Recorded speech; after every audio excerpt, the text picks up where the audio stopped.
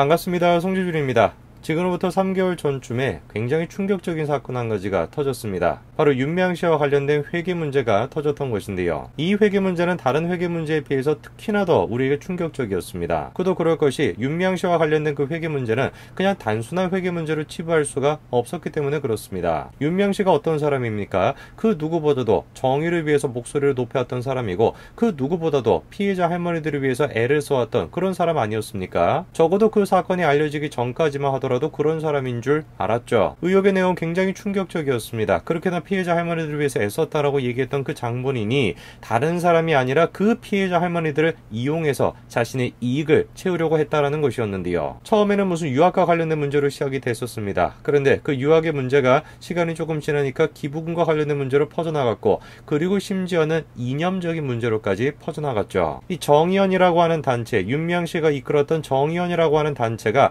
그냥 단순한 단체가 아니라 그 뒤에 NL이라고 하는 세력이 있는 거 아니냐, 이런 의혹까지 퍼져나왔던 것인데요. 실제로 이런 식의 의혹은 윤미향 씨의 남편인 김삼석 씨의 맥락을 살펴보게 되면 더 신빙성을 얻게 됩니다. 그 의혹을 더 키웠던 사건이 또 터졌는데, 윤미향 부부가 다른 것이 아니라 월북을 권유했다라고 하는 충격적인 또 증언이 나오면서 그 의혹이 더 커져나갔죠. 그런데 이번에 드디어 그 3개월 정도의 시간이 지나고 난 뒤에 검찰 조사 과정을 통해 가지고 의혹의 일부분이 확인이 되었는데요. 오늘 저는 영상을 통해서 어떤 의혹이 지금까지 있었고, 그리고 어떤 내용이 밝혀졌는지 그거를 좀 정리해드리고자 합니다. 같이 한번 내용을 보시죠. 자, 윤미향 씨와 관련된 의혹은 정대협에 대한 의혹부터 시작이 됩니다. 정대협이 지난 5년간 실제 쓰고 남긴 돈보다 매년 수천만 원에서 많게는 1억 원 가량 더 적게 공시한 정황이 있다라는 의혹인데요. 실제로 2015년부터 2019년까지의 공시자료를 분석을 해보니까 실제로 기재한 액수보다 2억 6천만 원이 더 많다라고 하는 의혹이 지금 나오고 있습니다. 이 기부금과 관련된 문제는 분명히 법적인 문제인 것이지 정치적인 문제가 아니거든요. 진보냐 보수냐, 진보적인 단체냐 보수적인 단체냐, 그거에 따라 가지고 기부금과 관련된 정책이 바뀌어 가지고 적용되는 것이 아니란 얘기입니다. 그런데 어떻게 된 것인지 지금 여당 쪽에서 보여주고 있는 모습은 이런 식의 지금 의혹에 대해서, 횡령 문제에 대해서, 이건 누가 보든지 간에 횡령의 의혹이 분명히 생길 수밖에 없거든요. 자, 그러다 보니까 지금 진보 지식인이라고 여겨지는 김경률 씨도 마찬가지로 그 윤미향 씨와 관련된 문제에 대해서 비판을 했었죠. 김경률 씨가 이렇게 지금 지적하고 있습니다. 야, 어떻게 2018년도 배상금으로 딸의 유학비를 낼 수가 있냐. 당시 이제 보시게 되면 딸의 유학비와 관련된 문제가 터졌을 때 윤 당선인이 뭐라고 해명을 했었습니까? 재심 끝에 무죄 판단을 받은 남편이 국가로부터 형사 배상금을 받았고, 그거를 통해 가지고 딸 유학 비용으로 썼다, 이렇게 이제 얘기를 했죠. 배상금을 받았어요. 그거를 통해서 유학을 갔다라는 것인데, 문제가 되는 게 뭐였습니까? 배상금을 받았던 건 2018년도 것이고 딸이 유학을 간 거는 그 전이란 말이에요. 이 시기가 지금 안 맞다라는 지적이 나오는 것이거든요. 즉, 배상금을 지급한 그 시기와 유학을 간 시기, 그 두 가지가 맞지 않다 보니까 당연히 논란 자체가 사그라들지 않았던 것이죠. 저런 식으로 지금 시기가 맞지 않다 보니까 딸의 유학과 관련된 문제는 아직까지도 해결이 안 되고 있거든요. 검찰 조사 과정을 통해 가지고 철저하게 그 내막이 밝혀져야 될 것 같습니다. 물론 저 개인적으로 생각을 했었을 때는 그 보상금을 받은 걸 통해서 유학에 보탤 수는 있었겠죠. 근데 기본적으로 유학을 갈 수 있었던 배경은 기부금과 관련된 것이 아닌가, 저는 개인적으로 그렇게 생각을 합니다. 지금 이제 내용을 보게 되면은 제대로 공시가 안 되는 것뿐만 아니라 개인 계좌를 통해 가지고 기부금을 받고 이랬다라는 거 아닙니까? 그거 어떻게 쓰였는지 어떻게 알 수가 있겠습니까? 글쎄요, 제가 봤을 때는 어떻게 저렇게 좋지 않은 형편에서 딸이 유학까지 보낼 수 있었는가, 기부금과 관련된 것이 아닌가, 그런 생각이 좀 듭니다. 자, 근데 윤미향 씨와 관련된 논란은 단순하게 개인적인 차원으로 끝나지가 않고 NL이라고 하는 어떤 세력과 연관되어 있는 거 아니냐, 이런 식의 의혹까지도 퍼지게 되는데요. 자, 이런 기사가 있습니다. 윤미향 정의연 뒤에 어른거리는 NL의 그림자. 자, 어떤 내용인지를 보시게 되니까 정의연이 피해자 후원을 명목으로 모금한 기부금이 NL 민족해방 계열 조직으로 흘러들어간 게 아니냐라고 하는 의구심이 확산되고 있다는 겁니다. 이 정의연의 기부금과 관련된 문제 자체가 그냥 단순한 윤미향 씨의 개인의 문제로 끝나지 않는다라는 게 바로 이런 이유 때문에 그런 것이거든요. 이 지금 정의연이라고 하는 단체랑 NL이라고 하는 세력 사이에 무슨 연관성이 있는 거 아니냐, 그렇기 때문에 정의연이 그런 식으로 기부금을 받은 것을 NL 세력의 어떤 운동을 위해 가지고 쓰인 거 아니냐, 이런 식의 지금 의혹이 터져나오고 있는 것인데, 이 NL이라고 하는 단체가 어떤 단체입니까? 운동권의 한 세력이죠. 우리가 운동권 자체가 NL과 PD 두 가지로 구성이 되어 있다라고 보는데, PD 같은 경우는 이론적으로 접근을 한다고 하면은 NL은 정말로 그냥 민족 해방을 외치면서 강렬하게 운동을 하는 그런 집단들 아니겠습니까?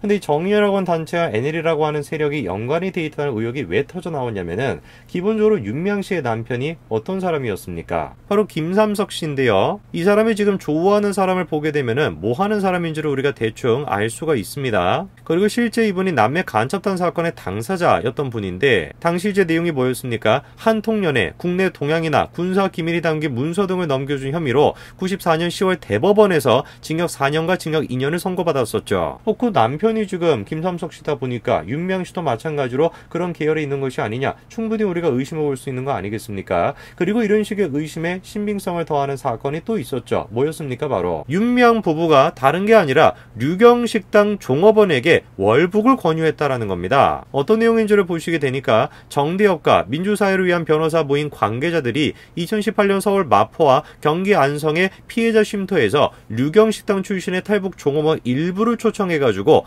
월북할 것을 권유했다라는 의혹이 나왔던 것이죠. 저게 지금 단순한 의혹이 아니었죠. 허강일 씨 본인이 했던 증언이거든요. 허강일 씨가 어떤 사람이었습니까? 그 류경식당 직원들과 같이 탈북을 했던 당사자가 바로 허강일 씨예요. 그분이 지금 뭐라고 얘기하는 겁니까? 윤미향 부부가 와가지고 그 류경식당 직원들을 모아놓고 뭐라고 얘기를 했다라는 거예요? 야, 뭐하러 북한에서 나왔냐? 다시 북한으로 가자. 그런 식으로 월북할 것을 권유했다. 이런 얘기가 나왔던 것이죠. 상황이 지금 이렇다 보니까 우리가 의심할 수밖에 없는 거 아니겠습니까? 남편이 김삼석 씨뿐만 아니라 윤미향 씨도 마찬가지로 그런 식의 지금 NL 계열에 있는 거 아닌가? 그런 어떤 사상을 지금 아직까지도 답습하고 있는 거 아닌가? 그렇게 우리가 의심해 볼 수밖에 없는 것입니다. 의혹이 한창 불거지고 있었을 때 윤미향 씨가 기자회견을 열었었죠. 그때 했던 얘기는 이렇게 요약할 수가 있습니다. 어떤 의혹이라도 말할 준비가 되어 있고 잘못이 있다면 벌을 받겠다, 이런 입장이었거든요. 당시 이제 기자회견을 통해서 윤미향 씨는 자신과 관련된 의혹들 대부분에 대해 가지고 부인을 했었습니다. 그리고 잘못이 있다라는 것이 밝혀지게 된다면 분명히 책임을 지겠다라고 얘기했던 거 아니겠습니까? 근데 이제 그 기자회견을 보신 분들은 아시겠습니다만, 그 기자회견 내내 윤미향 씨가 긴장한 모습이 역력히 드러났었죠. 땀을 그냥 비우듯이 그냥 흘리고 말을 그냥 더듬고 말을 제대로 하지 못하고, 누가 보든지 간에 긴장했다라고 얘기할 수 있었는데, 질문이 들었던 것은 그거죠. 왜 도대체 윤미향 씨는 긴장을 했었던 것일까요? 자신과 관련된 의혹에 대해서 정말로 떳떳하다라고 한다면은 긴장할 것도 없고 솔직하게 그냥 얘기하면 될 것인데, 당당하면 될 것인데 무엇 때문에 긴장했던 것일까요?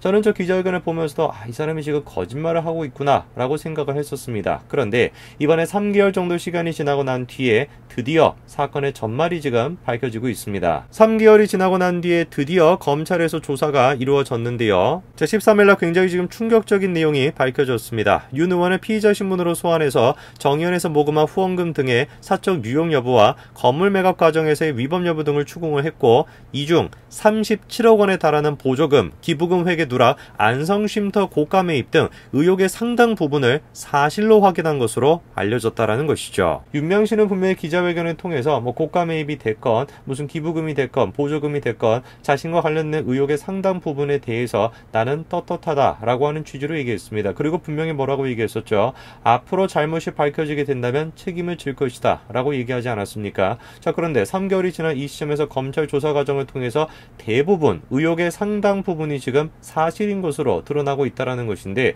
윤미향 씨 책임져야 되는 거 아니겠습니까? 어떻게 책임을 지실 겁니까? 국민들이 원하는 건 한 가지인 것 같아요. 이미 몇 차례에 걸친 설문조사에서 70% 가까이 되는 국민들이 뭐라고 윤미향 씨에게 요구했습니까? 사퇴하라고 요구했죠. 국회의원 사퇴해라. 그게 지금 윤미향 씨가 해야 되는 책임을 지는 모습이지 않을까 싶습니다. 저는 이미 국민들이, 진보들이 보여주고 있는 이런 식의 이중성에 대해 가지고 눈을 떴다. 이미 대부분의 국민들이 진보가 가지고 있는 민낯을 확인하고 있다. 저는 그렇게 생각이 듭니다. 이번에 또 어떤 사건이 있었습니까? 손혜원 의원 기억나시죠? 그렇죠? 목포 지역의 그 투기와 관련돼 가지고 논란이 있었던 게 2019년이었습니다. 당시에 뭐라고 했었습니까? 목포 후보 투기가 만약에 사실이라고 한다면은 인생과 전 재산은 물론 의원직까지도 걸겠다. 그렇게 얘기하지 않았습니까? 목숨을 내놓으라고 한다면 그것도 내놓겠다. 이렇게 강력하게 얘기했습니다. 그런데 웬걸 목숨과 전 재산을 걸겠다라고 했던 손혜원 씨에 대해 가지고 이번에 어떤 결과가 나왔습니까? 1년 6개월 실형이 선고가 됐죠. 재판부의 지금 판결 내용을 보시게 되면은 직무상 도덕성을 유지해야 하는 국회의원이 업무 중에 알게 된 비밀을 이용해서 시가 상승을 예상하고 명의신탁을 통해 부동산을 취득해 공직자에 대한 국민의 신뢰를 훼손한 사건이다. 법정에서조차도 범행을 극구 부인하는 등 개선의 여지가 보이지 않아 실형 선고가 불가피하다. 방어권을 위해 가지고 재판부가 구속하지는 않았습니다만 1년 6개월 실형을 선고했고, 그리고 그 배경을 봤었을 때 검찰이 지금 이제 의혹을 제시했던 대부분의 내용에 대해서 법원이 뭐라고 판결합니까? 사실이라고 지금 판결을 한 겁니다. 물론 이제 손 의원이 지금 이제 의원이 아니기 때문에 의원직을 내놓을 수는 없는 그런 노릇이고, 전 재산을 내놓겠다라고 했으니 전 재산을 내놓으셔야 되는 거 아니겠습니까? 윤미향 씨와 손혜원 씨 둘 다 모두 자신의 죄가 밝혀진다면은 분명히 책임을 지겠다라고 얘기를 하셨습니다. 자, 지금 이런 식으로 사실인 것들이 하나둘씩 밝혀지고 있는데 두 사람이 과연 어떤 식의 책임을 지는지 우리가 두 눈을 부릅뜨고 지켜봐야 될 것 같습니다. 오늘까지 말씀드리겠습니다. 감사합니다.